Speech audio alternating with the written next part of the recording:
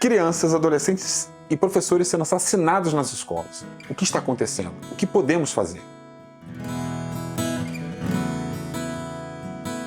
Que bom ter você por aqui. Se você não tem podido acompanhar as notícias, então talvez você não tenha se dado conta de que estamos numa espécie de surto de ataque às escolas. Eu recebo muitas mensagens de pais pelo país, e há muitos relatos tanto de ameaças quanto de tentativas. Por exemplo, só em São Paulo, no dia 10 de abril de 2023, a polícia divulgou que receptou 279 planos de ataque a escolas. Algumas, infelizmente, realmente vieram a acontecer. Alguns desses planos vieram a acontecer. Inclusive, já vieram a público ataques a instituições de ensino durante a semana que se seguiu. Isso está acontecendo, já aconteceu no interior do país, em escolas públicas, em escolas privadas, nos centros urbanos. Ou seja, não é uma questão de ser centro urbano apenas, ou de ser cidade grande apenas, ou de ser gente simples, ou gente sofisticada. Nesses ataques já usaram de tudo. Bombas caseiras, machado, faca de cozinha, arma de fogo, arco e flecha, besta, ou seja, não é uma questão apenas de controle de arma de fogo ou de exposição a armas de fogo. Na maior parte dos casos, os agentes dos ataques são alunos desde bem novos, como o exemplo de um menino de 10 anos, até ex-alunos que não pisavam na escola há vários anos. As autoridades já receberam diversas denúncias de grupos planejando ataques, como eu já falei, de forma pública na internet. Inclusive, vamos falar daqui a pouco como é que você deve agir caso esbarre com algo assim nas redes sociais. Agora que eu já disse o que está acontecendo, vamos para outra pergunta que eu fiz, e o que eu tenho recebido com frequência. Por que isso está acontecendo? Já há mais de 20 casos no Brasil, há várias dezenas de outros pelo mundo.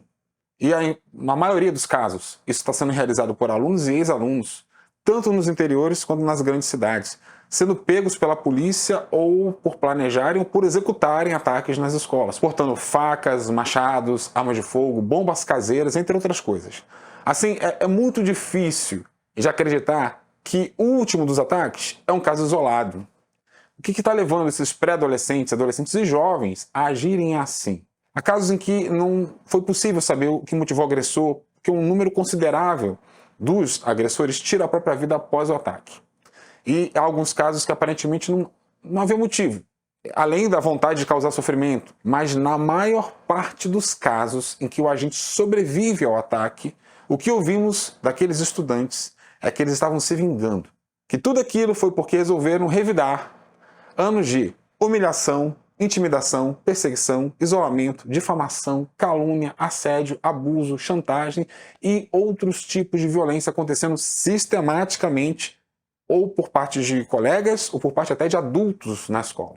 Mas essa conversa é uma conversa prática e eu quero te dar respostas. O que podemos fazer para parar esses ataques extremos de violência? Primeiro, podemos ajudar as autoridades com informação. Você conversou com seu filho ou filha e ele ou ela contou que os colegas estavam com uma conversa estranha, de explodir, de atacar alguém. Se isso é uma conversa em rede social, faz um print e envia para as autoridades, tanto da escola, dentro da escola, como fora da escola. Você estava navegando nas redes sociais e se deparou com uma pessoa ou um grupo falando em atacar uma escola ou algo do tipo, não presuma que é brincadeira. Deixa análise com as autoridades. Faz um print e envie. Isso, inclusive, é a orientação do Serviço Secreto dos Estados Unidos para as escolas, para evitar ataques. Eles explicam que a maior parte dos alunos que realizaram ataques às escolas falava com amigos, com colegas, até com familiares dos seus planos antes de realizarem. E só não foram impedidos de realizar os ataques porque todos acharam que aqueles planos eram apenas brincadeira. Segundo, você tem fé? Você pode pedir por ajuda divina. Terceiro, esses dias você está muito assustado ou assustada com o que está acontecendo ao redor da escola ou em sua cidade, busque sua criança mais cedo ou não envie a escola por 1 ou 2 dias, até que as coisas fiquem mais tranquilas. Não adianta muito pensar em trocar de escola para o caso desse problema generalizado como a gente está. Quarto, tem algumas pessoas aqui no canal que são donos de escola. O que eu posso dizer para os donos de escola?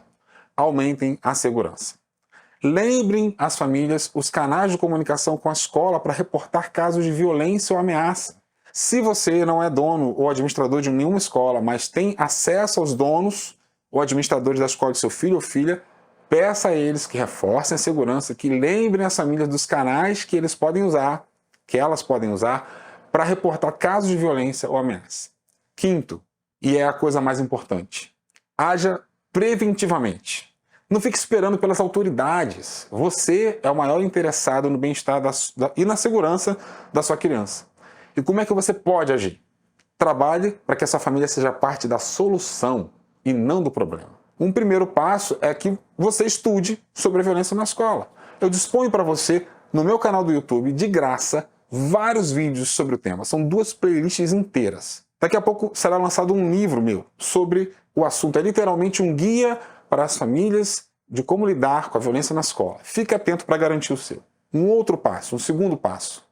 Abra e mantenha aberto o canal de comunicação com seu filho ou filha. Crianças e adolescentes precisam de adultos em que eles possam confiar para terem para onde se dirigir quando se sentirem ameaçados. Acredite, muitos filhos não se sentem confortáveis para dizer aos seus próprios pais quando alguém os agride ou ameaça. Em inúmeras situações de aconselhamento familiar, eu me deparei com crianças ou adolescentes que me contavam situações de violência que sofreram ou presenciaram apenas quando os pais saíam de perto. Há muitas razões para isso, mas isso é assunto para um outro vídeo. O ponto aqui é, realmente verifique se o seu canal de comunicação com a sua criança está aberto. Para quem não tem ideia de como fazer isso, essa verificação, aqui vai uma das maneiras de fazer uma verificação. Você soube por uma outra fonte de algo que aconteceu na escola, algo que aconteceu na turma do seu filho, ou que seu filho participou ou presenciou. Então, sem indicar que já recebeu informação de outra fonte, pergunte: como foi hoje na escola? Aconteceu alguma coisa diferente? Se a resposta for um não aconteceu nada, entenda que a comunicação não está ok. Terceiro passo. Ensine sua criança a se defender. Há vários caminhos para isso. Você pode escolher uma luta ou você pode colocar seu filho ou filha numa atividade que aumente sua força, mas, principalmente, o instrua com informações adequadas de como agir caso alguém perca o controle num ambiente como a escola. A Polícia Militar do Paraná, junto com o BOP do Paraná, junto com o Batalhão de Patrulhamento Escolar Comunitário, esse grupo todo divulgaram um documento chamado Medidas contra Agressor Ativo, que a gente vai colocar a imagem aqui para você. Pode ser muito útil para esse tipo de instrução.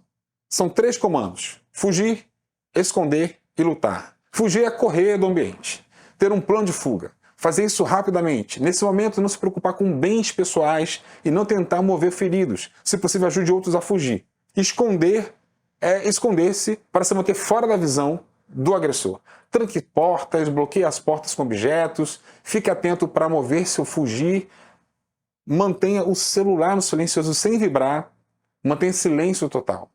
E lutar é apenas se houver o contato iminente e como último recurso de sobrevivência. Para isso, tenha uma atitude agressiva contra o agressor.